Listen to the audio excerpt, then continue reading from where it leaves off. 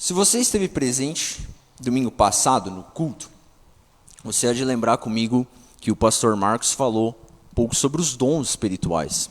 Lembra-se disso? Ele falou disso no texto de 1 Coríntios, no capítulo 12, do verso 12 ao 21. Ele intitulou a mensagem como Estrelismo dentro da igreja. E o seu foco foi mostrar como os diferentes membros deste grande corpo, que é o corpo de Cristo, como eu e você que somos diferentes, como nós devemos nos relacionar. Bom, nessa noite eu quero continuar então falando um pouco sobre os dons espirituais, tá? Eu quero que hoje nós subamos então um degrau a mais acima daquilo que o pastor Marcos já falou. Portanto, nessa noite eu vou falar sobre entendendo nossos dons, ok? Entendendo os nossos dons. Nós vamos fazer isso em 3 partes. Primeiro, eu vou falar sobre como funcionam os dons. Então, nessa primeira parte, nós vamos relembrar algumas coisas que o pastor Marcos já falou. Numa segunda parte, então, quero mostrar quais são esses dons. Se você entende assim, olha, entendi, faço parte de um corpo. Então, que parte do corpo eu sou? Sou o pé? Sou a mão? Sou o braço? Quais os dons que eu tenho? Nós faremos isso na segunda parte. E numa terceira, então, quero falar sobre a motivação para usarmos nossos dons. O que deve motivar, tanto eu como você, para nós usarmos aqueles dons que o Senhor nos deu. Então, para nós falarmos sobre isso, sobre entendendo nossos dons, abra sua Bíblia comigo no livro de Romanos. Romanos, capítulo 12, vamos ler do verso 3 até o verso 10. Enquanto isso, crianças, Joaquim, Abner. O Abner já está empolgado ali. Guilherme, Heitor, ei, preste atenção. Imagine que todos nós estamos indo acampar. Tá vendo que tem aí barracas no desenho de vocês? Olha só, a gente está indo acampar e a gente precisa da ajuda um dos outros. Imagine então, por exemplo, o Abner. Como o Abner pode ajudar a gente no acampamento? Como você fez ontem lá na chácara. O Abner pode nos ajudar a limpar todo o mato ao redor. Pode, né, Abner? Por exemplo, o Natan. Ontem o Natan contou uma historinha pra gente, lembra? O Natan pode ajudar a gente contando uma história. Por exemplo, Francisco vem aqui e toca violão, lembra? Quando ele está aqui? Pois é, ele poderia tocar violão pra gente, a Valentina cantar e a gente cantar junto com eles. Então veja, todos nós poderíamos ajudar de alguma forma. O Abner poderia ajudar, o Joaquim também, o Heitor também. Sobre isso que a gente vai falar aqui nessa noite, tá? A gente vai falar sobre como nós podemos ajudar os outros com aquilo que a gente sabe fazer. O Abner pode ajudar com aquilo que ele sabe fazer, o Joaquim também. E como isso deve fazer com que Cristo apareça na gente. Como Jesus pode aparecer na gente. Então eu quero que vocês pintem esse desenho aí de cima do nosso acampamento, tá bom? Guilherme, Abner. E nesse desenho de baixo, preste bastante atenção agora. Abner, Joaquim, olha só, nesse desenho de baixo tem 3 figuras. Uma menina cantando, tem um livro e tem uma vassoura. Eu quero que vocês circulem o que vocês poderiam ajudar a gente nesse acampamento. Talvez lendo esse livro que está ali, ou usando essa vassoura para varrer, ou cantando. O que vocês acham que vocês sabem fazer que pode ajudar a gente, tá? Circulem para mim aí, depois a gente vai conversar um pouquinho. E os mais velhos, preste atenção no que a gente vai falar e responda essas 3 perguntas que tem aí na folha, tá bom? Por que Deus nos deu dons? Quais dons você acha que tem? E como você deve usá-los? Romanos, capítulo 12, vamos ler do verso 3 até o verso 10.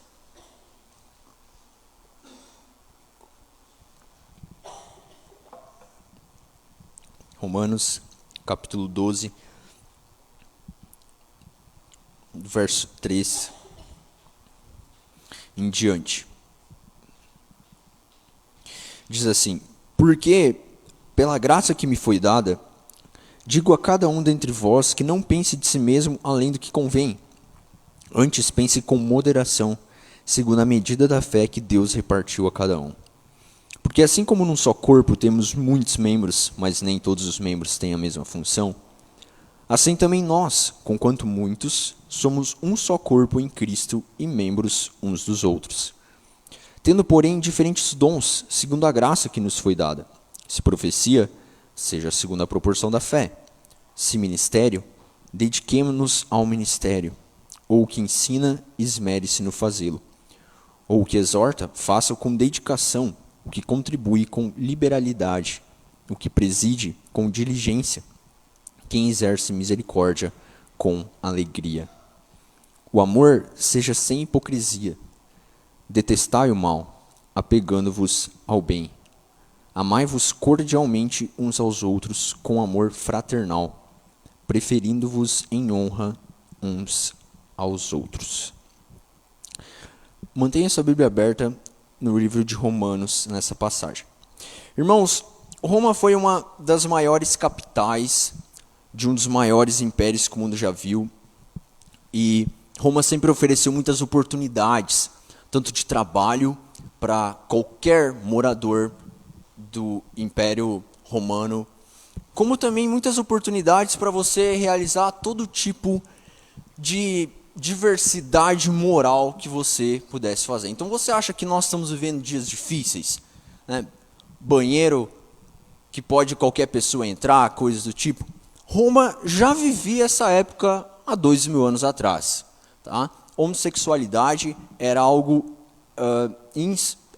estimulado pelos gregos, até mesmo os filósofos tinham isso como algo natural, e portanto os cristãos de Roma tinham essa luta interior de uma carnalidade, uma imoralidade na cidade deles, e eles precisavam conviver nesse meio.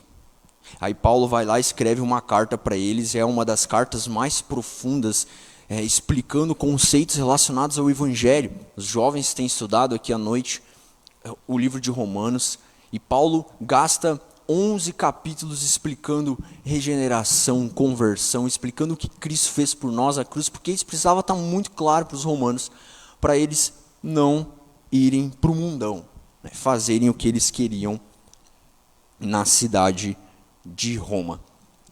E agora, depois de ter dado essa longa explicação que você encontra do capítulo 1 até o capítulo 11, Paulo agora começa no capítulo 12 mostrar então como os cristãos de Roma deveriam se relacionar entre eles com as habilidades e os dons que Deus concedeu a cada um deles. E do verso então 3 até o verso 5, Paulo passa a mostrar então como funcionam os dons. Lembre-se, dom, a palavra dom significa presente. É uma habilidade, é algo que Deus presenteia eu e você. Não é algo que você compra, não é algo que você consegue desenvolver por você mesmo, é um presente de Deus. Se você faz parte do corpo de Cristo, se você foi transformado pelo Senhor, você tem algum dom, porque é Deus quem dá a nós.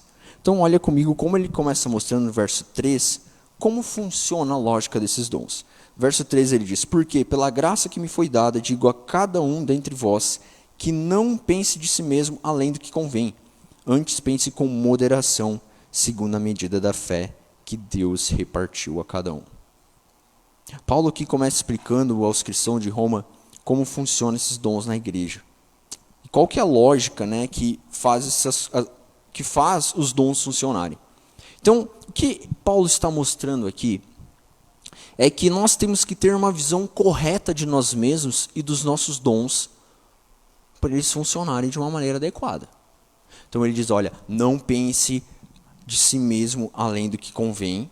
Isso significa que nós não devemos pensar mais sobre nós mesmos. Isso é uma tendência bem natural, concorda comigo? Eu e você temos a tendência de acharmos que nós somos melhores do que realmente nós somos.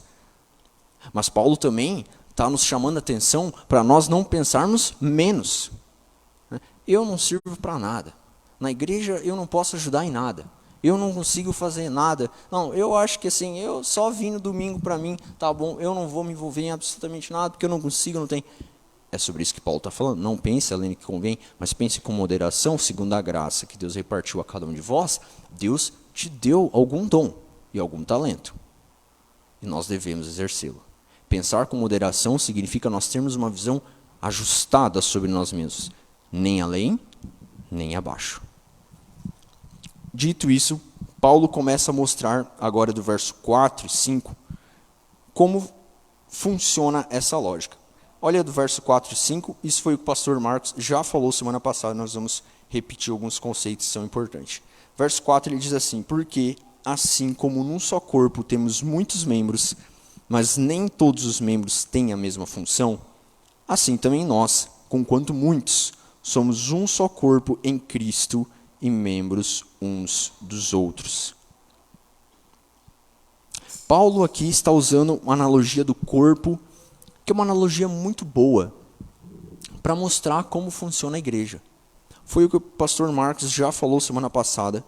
Os nossos membros, os nossos corpos são completamente diferentes, certo? Uma mão é completamente diferente do teu pé, mas todas fazem parte do mesmo corpo. Um precisa do outro. Teu pé precisa da tua mão, teu braço precisa da tua perna.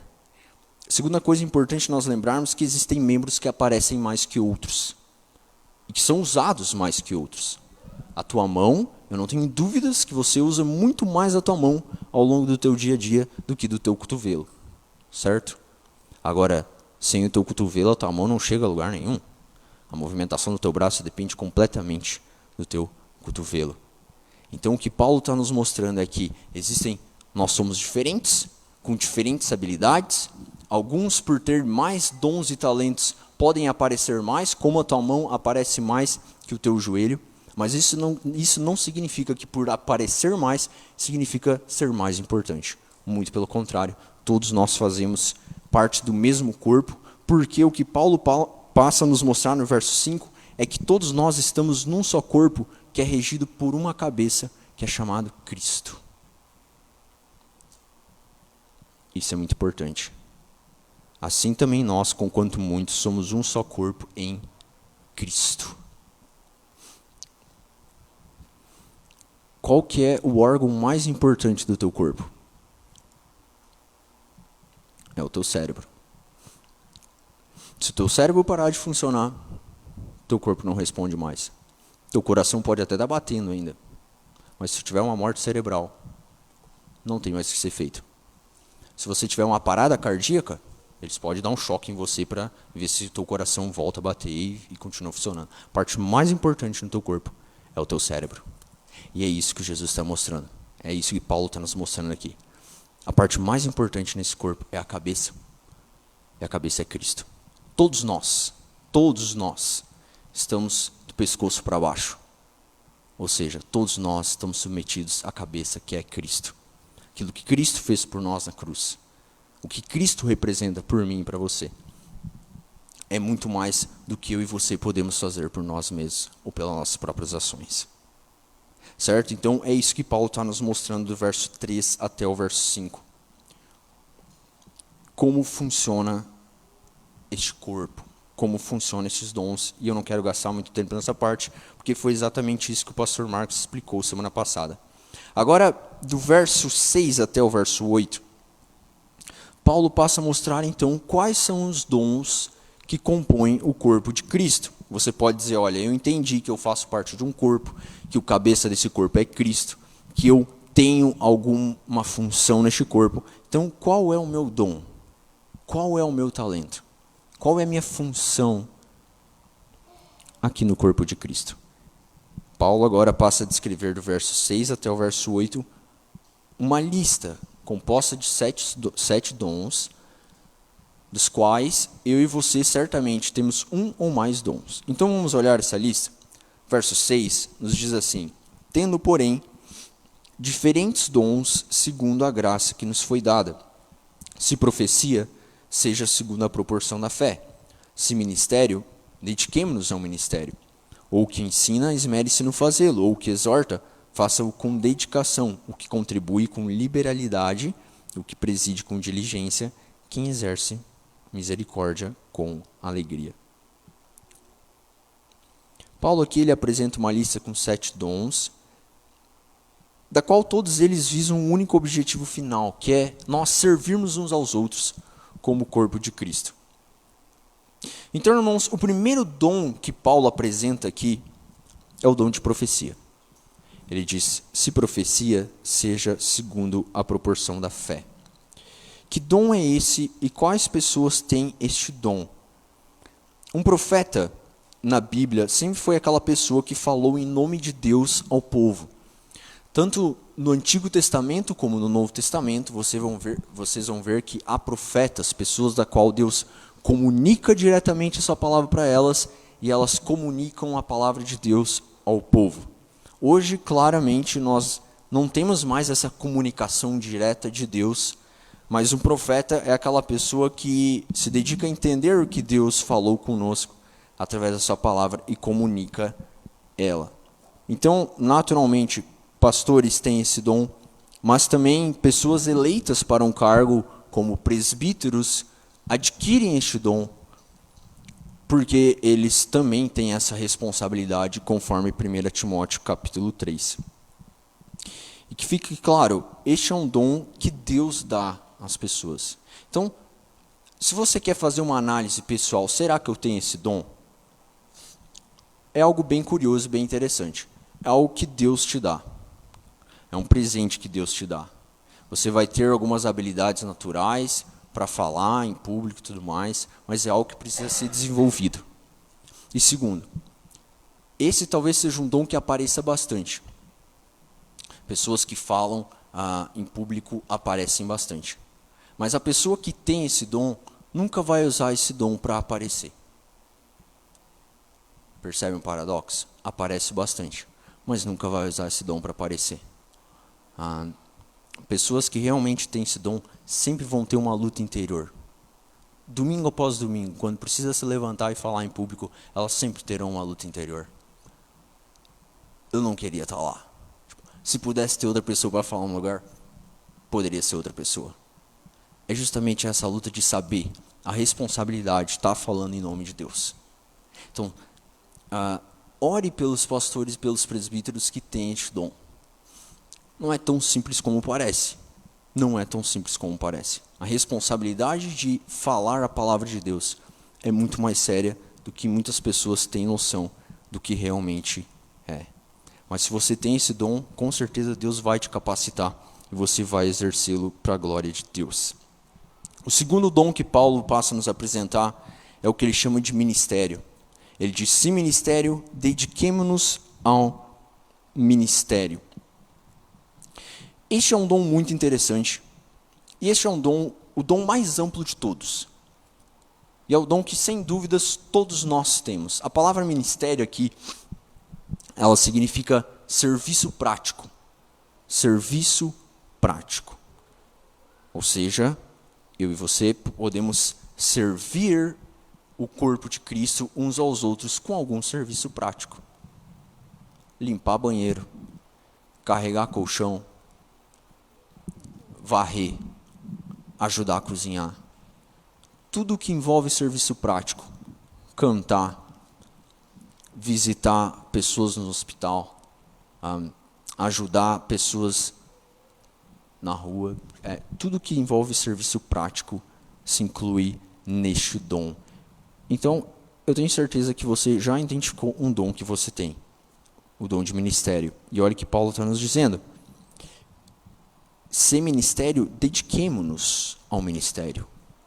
Dediquemo-nos ao ministério. Ou seja, exercite este dom no corpo de Cristo. Exercite este dom. Não enterre este dom. Não enterre este dom. O Tiago falava semana passada para a gente sobre a parábola dos talentos.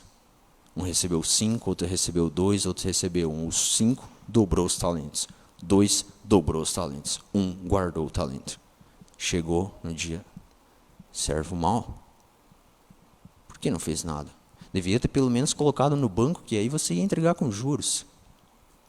Não guarde talento. Se você tem esse talento, se você pode servir de alguma forma, faça. Não queira ouvir as mesmas palavras duras do Senhor que este servo ouviu. O terceiro dom apresentado por Paulo é o dom do ensino. ele diz: ou que ensina, esmere-se no fazê-lo. Este dom, ele é dado a todas as pessoas que trabalham diretamente relacionadas ao ensino na igreja. Olha só que curioso. Todas as pessoas que têm o dom de profecia têm o dom do ensino. Mas isso não significa que todas as pessoas que têm o dom do ensino têm o dom de profecia. As pessoas que têm o dom de profecia, elas são mestres, elas ensinam. Mas as pessoas que ensinam não necessariamente são profetas. Por quê? Porque esse dom abrange tudo aquilo que envolve ensino na igreja. Você pode dar aula para as crianças. Você pode dar aula para os adolescentes. Você pode ajudar no domingo de manhã.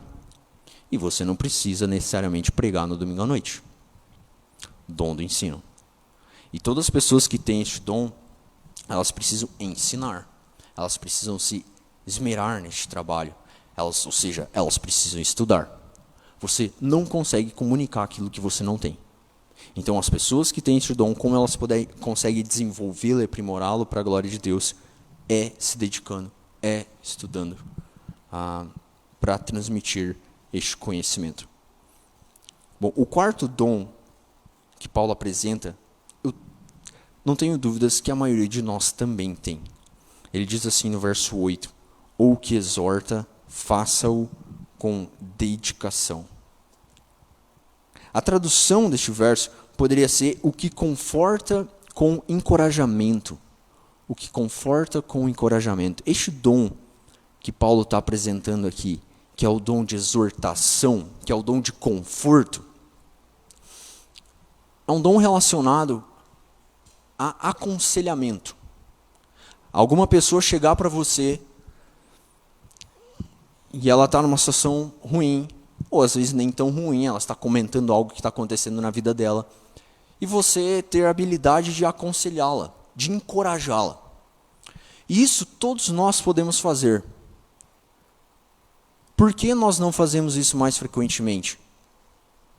Porque, pelo simples fato de nós não nos dedicarmos a desenvolver este talento, a desenvolver este dom. Ele diz: o que exorta, faça-o com dedicação. Porque para você aconselhar, para você direcionar uma pessoa, ajudar uma pessoa, confortar uma pessoa, você precisa ter um mínimo de sabedoria, você precisa ter um mínimo de conhecimento de Deus e da palavra. Se você não lê a tua Bíblia, se você não lê as Escrituras, se você não tem vida com Deus, quem vai se aconselhar contigo? Quem vai ter, assim, não, preciso de um conselho, vou conversar com tal pessoa. Quais são as pessoas de referência? Só parar para pensar, quais as pessoas de referência assim, preciso de um conselho, vou conversar com quem? Você estaria na lista das pessoas. Por quê? Porque se nós não conhecermos Deus e a palavra, nós não desenvolvermos sabedoria na nossa vida, ninguém vai pedir conforto para a gente. Então esse é um talento da qual precisa dedicação. Precisa dedicação. E é isso que Paulo está nos mostrando. E você tem esse talento. Se você faz parte do corpo de Cristo, você tem esse talento. Agora precisa de dedicação para desenvolvê-lo. Precisa de dedicação, é isso que Paulo está nos mostrando. O próximo talento, o quinto, é relacionado a dinheiro. Ele diz o que contribui com liberalidade. Existem algumas pessoas que possuem mais dinheiro que outras, que Deus abençoou com mais posses do que outras. E o que Paulo está nos mostrando é que as pessoas que têm este talento, ou seja, que são mais ricas que outras, podem abençoar o corpo de Cristo contribuindo. E aí ele vai nos dizer, olha, se você tem esse talento, contribua com liberalidade. Ou seja, de mão aberta, de coração realmente disposto. Porque eu e você somos gananciosos. Eu e você somos gananciosos. Isso é um pecado curioso, porque eu não tenho dúvidas, se nós conversássemos, eu pedisse para você, ou você perguntasse para mim, qual algum pecado que você luta com mais frequência? Poderia vir nessa lista vários pecados, orgulho, ira, coisas que a gente até reconhece que nós temos. Mas você concorda comigo que dificilmente a gente diz, olha, meu problema é o dinheiro. Eu sou um cara ganancioso, assim. Eu gosto mesmo é da nota. A gente tem dificuldade de falar isso, porque talvez a gente goste mais disso do que a gente imagina. Jesus falou muito sobre a riqueza, foi o único elemento que ele chamou de Senhor no Novo Testamento. Porque nós gostamos das posses. E qual que é o problema disso? É as nossas posses sempre estar tentando nos possuir. Então ele está dizendo, olha, se você tem mais que alguém na tua igreja, se você pode abençoar um missionário, se você pode financiar um projeto, faça com liberalidade. Abra mão, não se apegue a coisas deste mundo. Assim, abra mão, sirva, use este talento, este dom para servir o corpo de Cristo. É isso que Paulo está nos mostrando neste talento. O sexto talento está relacionado à liderança. Ele diz, o que preside com diligência. O que preside com diligência. Este verso pode ser traduzido, o que governa com zelo. Então, este é um dom que está relacionado exclusivamente à liderança da igreja, presbíteros e diáconos, e o que Paulo está nos mostrando é que se você faz parte da liderança, você tem este talento, e você deve exercê-lo com zelo. Ou seja, você está lidando com pessoas com uma complexidade infinita de personalidades e tudo mais, você precisa de zelo. Não dá para tratar o corpo de Cristo como uma empresa. Como você faz isso, se você não fizer isso, você está fora. O corpo de Cristo não é isso, precisa de zelo. Precisa saber entender as diferentes realidades, entender as diferentes circunstâncias e levar com sabedoria. É isso que Paulo está nos mostrando, que preside com zelo, com diligência. E o último dom está relacionado a boas obras, se assim podemos dizer. Ele diz, quem exerce misericórdia com alegria. Este último dom tem uma ligação próxima até com o dom de contribuição, mas ele está relacionado diretamente ao cuidado pessoal dos mais necessitados. É um dom de misericórdia que está relacionado a ajudar pessoas com mais necessidade. Ou seja, visitando no hospital, acolhendo pessoas que passam por dificuldades e coisas nesse sentido. E veja que interessante, a exortação de Paulo é que quem exerce misericórdia com alegria. Com alegria. Ele está dizendo, se você tem este dom, se você tem uma predisposição natural de acolher pessoas, de ajudar pessoas, faça isso com alegria. Com alegria. Porque você já esteve numa situação talvez meio difícil, assim, talvez numa cama, não sei se você já visitou alguém no hospital, mas as pessoas que estão lá, por vezes, não estão numa situação muito agradável. Fisicamente, não aparentam muito bem. Se você for visitar alguém embaixo da ponte, a pessoa não vai estar cheirando muito bem, coisas nesse sentido. E o que Paulo está nos mostrando é que se você for exercer este dom, faça com alegria. Porque a pior coisa que tem é você estar numa situação ruim, aí chega alguém para te ajudar, e a pessoa faz uma cara assim de nojo, ou tipo, não recebe. Pior coisa. Então o que ele está mostrando, exerça esse dom com alegria. Com alegria. Dito isso, do verso 9 ao verso 10, Paulo passa a mostrar agora então qual deve ser a motivação para usar os nossos dons. Então, lembre-se, Paulo nos mostrou do verso 3 até o verso 5 como funcionam esses dons, como funciona essa lógica do corpo de Cristo. Do verso 6 até o verso 8 ele mostrou quais são estes dons, e você reflita quais dons você tem. E agora então no verso 9 e 10 ele mostra qual que deve ser a motivação, o que deve motivar eu e você a usar esses dons. Então você, imagine, você refletiu, beleza, eu faço parte de um corpo, e eu tenho alguns dons, eu identifiquei, eu tenho pelo menos um, mas eu tenho mais, acredito que tenho 2 ou 3 dessa lista que Paulo apresentou. O que deve me motivar a usar esses dons? O que deve me motivar a fazer as coisas acontecerem conforme esses dons? Paulo nos mostra isso no verso 9 e 10. Olhe comigo esses dois versos. Ele diz no verso 9, o amor seja sem hipocrisia. Detestai o mal. Apegai-vos ao bem. Amai-vos cordialmente uns aos outros com amor fraternal. preferindo-vos em honra uns aos outros.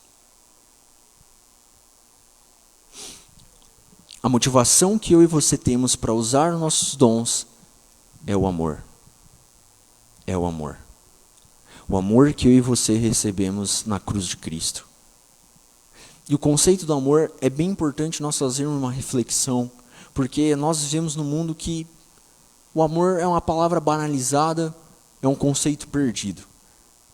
O amor hoje ele é praticamente definido como um mero sentimento, onde você simplesmente sente algo e isso é amor. Você ama quando você sente. Mas quando nós olhamos para as Escrituras, nós vemos que o amor, pouco, em alguns momentos, nada tem a ver com sentimento. Ele é uma ação, ele é uma escolha. Você escolhe amar alguém. Quando Cristo veio ao mundo, ele escolheu morrer por mim, por você. Ele não, estou sentindo algo por pecadores. Sentiu o que por mim, por você? Ele escolheu. Foi isso que ele disse, ninguém tira a minha vida. Eu escolho a dar. Jesus escolheu morrer por mim e por você. Isso é muito interessante porque a exortação que Paulo está nos mostrando no verso 9 é que o amor seja sem hipocrisia. Sabe o que é hipocrisia? Hipocrisia é o que os fariseus faziam. Eles aparentavam uma coisa, mas interiormente eles eram outras. E isso é ser hipócrita. Você aparenta alguma coisa nas suas atitudes, mas interiormente você é outra.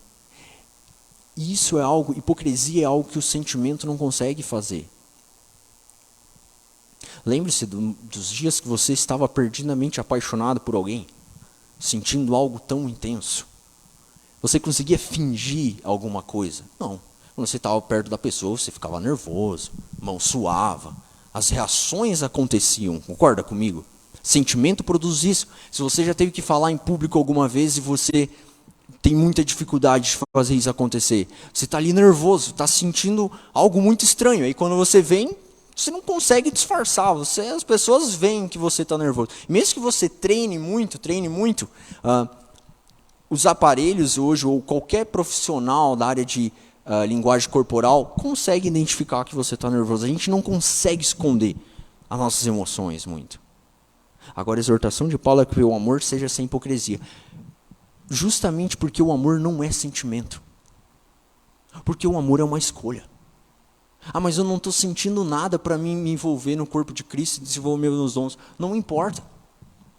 O amor ele tem que ser sem hipocrisia. É uma disposição que nós lutamos para ter, que nós escolhemos fazer. Nós escolhemos fazer. E olha que interessante, ele está dizendo seja sem hipocrisia, porque tanto eu como você podemos decidir pegar esse banco e levar ele para trás. Certo? Eu e você tomamos essa decisão. Vamos servir o corpo de Cristo pegando essa carreira de cadeiras aqui e colocando ali atrás. O que nos motiva a fazer isso pode ser coisas completamente opostas. Eu posso estar sendo motivado pelo meu orgulho, ficar pensando, nossa, o que as pessoas vão falar de mim? Não, está carregando uma fileira de cadeiras, uau, super piedoso, humilde e tudo mais. Você pode estar motivado por amor. Eu vou fazer isso para ajudar. Eu vou fazer isso para servir, para ser útil no reino do Senhor. E você vai lá e move. Mas ninguém veio e me deu um tapinha nas costas depois dizendo, parabéns, que serviço. Não importa, porque a minha motivação era amor. É isso que Paulo está nos mostrando. Amor seja sem hipocrisia, detestai o mal, apegando-vos ao bem. Amai-vos cordialmente uns aos outros com amor fraternal, preferindo-vos em honra uns aos outros. Olha só que interessante. Preferindo-vos em honra uns aos outros. Sabe por qual que deve ser a minha e a tua motivação para eu e você exercermos os nossos dons? A honra do outro, a tua honra. Por que você se esforça para desenvolver o teu ensino? Se você ensina, se você dá estudo no sábado à noite. Por que você se esforça para dar o teu melhor estudo? Pela honra das pessoas que estão te ouvindo. Em honra uns aos outros. Não é para você aparecer e você mostrar que você é muito bom e talentoso. Não, é pela honra do teu próximo. Porque você se envolve num serviço prático. Vamos carregar colchão? Vamos. Com amor. Tenho disponibilidade de tempo, vou fazer isso com amor. Pela honra do outro. Pela honra do outro. É isso que Paulo está nos mostrando. A motivação que nós temos para exercermos os nossos dons é o amor. É o amor. É isso que Cristo fez por nós, não é? Ele nos honrou naquela cruz.